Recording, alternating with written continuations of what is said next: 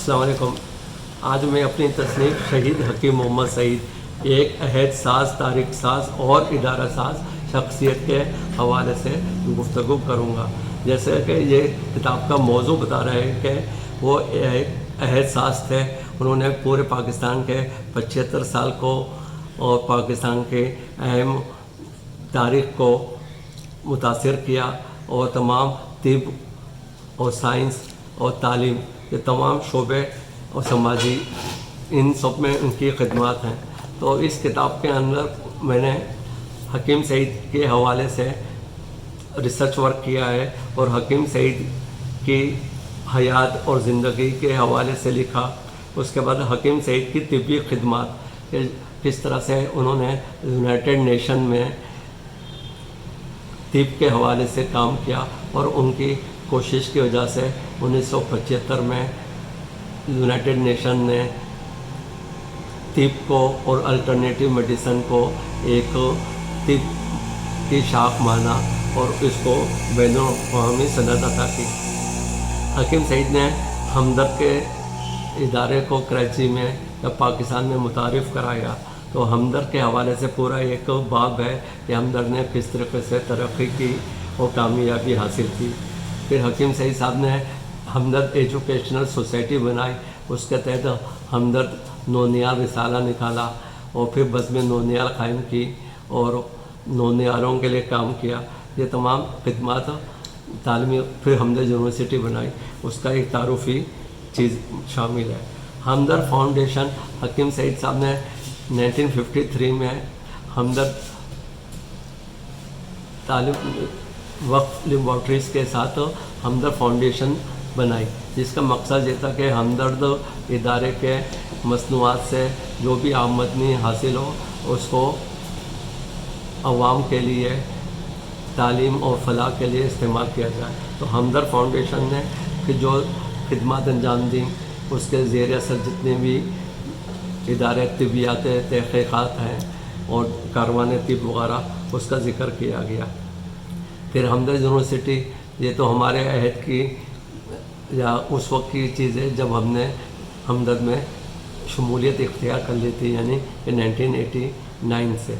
तो हमदर्द यूनिवर्सिटी का क़याम उसकी पूरी डिटेल इसमें मौजूद है। मदीनतुल हिकमत और बैतुल हिकमत के नाम से हकीम सईद साहब ने जो एक इल्मी दानिशगाह में किताबों का मुताले का लाइब्रेरी का होना ज़रूरी है, उसके लिए हज़ारों किताबें जमा की, अपनी किताबें वक़्फ़ की और उसको जमा किया। उसका पूरा अहाता मैंने इसमें किया है।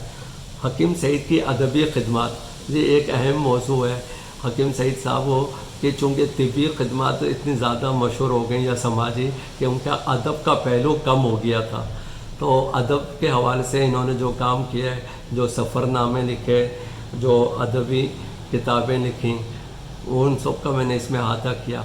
नेज़ मुख्तलिफ़ इल्मी अदबी रिसाइल जैसा कौमी ज़बान ने या अफ़कार ने इनके हवाले से कोशे मुरतब किए थे और मज़ामीन लिखे थे, वो सब इसमें मैंने इक़्तिबासात शामिल किए। हकीम सईद के सफ़रनामे, हकीम सईद साहब के सफ़रनामे सरसियत के सफ़रनामे की तरह हैं, यानी कि इल्मी अदबी मौज़ूआत पे वो जिस तरह से आम अदीब या सहाफ़ी आम तफरीही पहलू से सफ़रनामे लिखते हैं, हकीम सईद ने इस तरीक़े से सफ़रनामे नहीं किए न लिखे, बल्कि उन्होंने जहाँ जहाँ जिस शहर गए, जिस यूनिवर्सिटी गए, उसके अंदर साइंस और तिब में जो अच्छाई नज़र आई वो सफ़रनामे में उन्होंने लिखा और उसको हमारे दानिशोरों तक मुंतकिल किया ताकि लोगों को इल्म हो कि साइंस और तिब में क्या बाहर के मुल्कों में जदीद तहक़ीक़ात हो रही हैं, उससे हम लोगों को शामिल किया। इसी तरह से वहाँ के सक़ाफ़ती पहलुओं में जो अच्छाइयाँ नज़र आईं वो अच्छाइयाँ उन्होंने लिखी। आपके 19 के करीब सफ़रनामे हैं जिसमें जर्मनी, जापान, रूस, अमेरिका, कनाडा, हर मुल्क के अंदर के अहम। अच्छा, ये सफ़रनामे जब हम पढ़ते हैं तो उसमें हर मुल्क की तारीख़ بھی آ جاتی ہے، رہن سہن تمدن بھی آ جاتا ہے، اور اس کا پھر وہ موازنہ کرتے ہیں۔ ان سفر ناموں پہ سحر انصاری صاحب نے بھی مضامین لکھے اور دیگر اس کے بھی اقتباسات میں نے شامل کیے ہیں۔ بچوں کے ادیب کے حوالے سے اور بچوں کے سفر نامہ نگار کے حوالے سے حکیم سعید کے دو اہم پہلو ہیں۔ اس کے بغیر حکیم سعید صاحب کی حیات کا گوشہ مکمل نہیں ہوتا۔ حکیم سعید صاحب نے اپنی تمام عمر بچوں کے لیے سوچا اور بچوں کے لیے